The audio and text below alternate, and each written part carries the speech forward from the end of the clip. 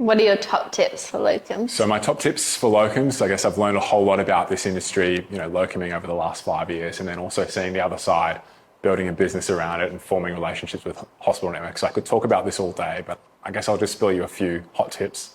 The first thing I'd say is to roll with the punches. This is a very dynamic and at times chaotic industry with vacancies popping up and vanishing at a moment's notice.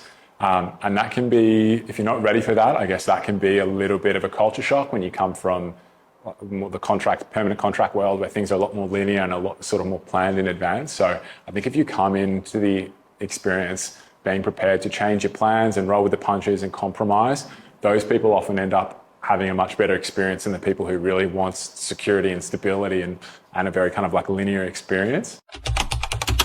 Another hot tip is to get the right people around you. So make sure you've got an agent that you can trust, especially if they come from a warm referral, someone who's worked with them before. It's really, really critical that you have a good trustworthy relationship there and you know they're not going to sell you down the river into a job that's not right for you or perhaps you're not prepared for.